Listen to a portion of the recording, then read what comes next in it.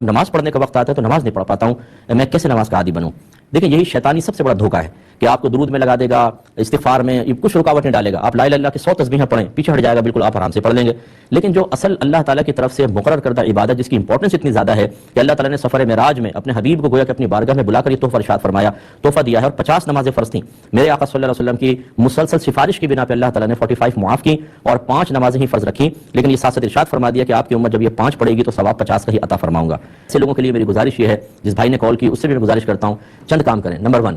Hospitals کے emergency ward میں جائیں، جہاں پہ ایکسیڈنٹ کے کیسز آ رہے ہوں، جہاں مریض چیخ رہے ہوں، جن کی کسی کی آنکھ نکلی ہوئی ہے، کسی کا بھیجا باہر آیا ہوا ہے، کسی کی ناک کی ہڈی ٹوٹی ہوئی ہے، کسی کی ناک سے کسی کے منہ سے بلڈ باہر نکل رہا ہے، انگلیاں ٹوٹی ہوئی ہیں، ہاتھ ٹوٹے ہوئے ہیں، اور وہ موت کو بالکل اپنے سامنے دیکھ کر بے بسی سے آپ کی طرف دیکھ رہے ہیں، ان کو جا کر دیکھیں۔ ایسے جو اپنی عمر کے آخری اسٹیجز میں بیڈز پہ پڑے ہوئے ہیں ان کو جا کر دیکھیں، جن کے پیشاب وغیرہ بیڈ کے اوپر نکل رہے ہیں۔ جنازوں میں شرکت کریں، قبرستان جائیں، سنسان دوپہر میں اکیلے جا کے قبرستان میں بیٹھ کر غور کریں کتنے طاقتور اور کتنے حسین لوگ تھے جو آج قبروں کے اندر پڑے ہوئے ہیں اور ان کی شکلیں بگڑ چکی ہیں، ان کے بدنوں کو کیڑے کھا چکے ہیں۔ پھر اپنے نفس کو مخاطب کر کے کہیں کہ کچھ شرم کر کہ اللہ تعالیٰ نے تجھے موقع دیا ہے، صحت دی ہے، سب کچھ ہے، زندگی بھی ہے، کیوں سستی کرتا ہے؟ کیا تو چاہتا ہے کہ ایسی حالت میں آ جائے اور اس وقت پھر تمنا کرے کہ اللہ تعالیٰ مجھے صحت دے دے، دوبارہ دنیا میں بھیج دے تو میں نیک عمل کروں؟ تو پھر عبرت حاصل ہوگی۔ ہم اصل میں کھاتے ہیں، پیتے ہیں اور ڈکارے لیتے ہیں، فجر کی نماز قضا ہوتی ہے، کبھی ہمارے چہرے پر شرم کے آثار نمایاں نہیں ہوتے، ہمیں کوئی شرمندگی نہیں ہوتی، نہ ہنستے رہتے ہیں۔ 5000 کا نوٹ گر جائے اسی شخص کا، آپ دیکھیں ایسے شخص کا تو اتنا سا منہ نکل آئے گا، چچڑاپن، اور بچوں کو مارے گا، بیوی کو گالیاں بکے گا، دوست محسوس کریں گے خیریت تو ہے، آج کچھ چہرہ اترا ہو، یار 5000 کا نوٹ گر گیا۔ نماز قضا ہو تو ہنستے رہیں، یہ شرم آنی چاہیے ہمیں، اور اس کے اوپر ہمیں توجہ کرنی چاہیے، انشاءاللہ سب بہتر ہوگا۔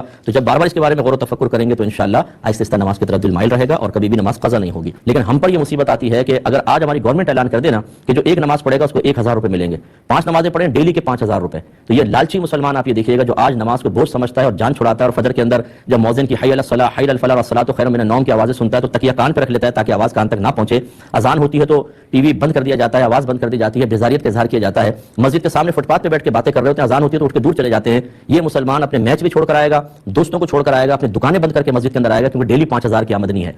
تو ناراض مت ہوئیے گا، لیکن سوچئے ذرا، خدا کا خوف کریں کہ اللہ تبارک و تعالیٰ کا حکم آئے، رسول کا حکم آئے تو کان پر جوں بھی نہ رینگے، اور 5000 کے نوٹ کی اگر ہوا لگا دی جائے تو ہم سب چیزیں چھوڑ کر آنے کے لیے تیار ہوں۔ یہ ہماری قوت ایمانی ہے۔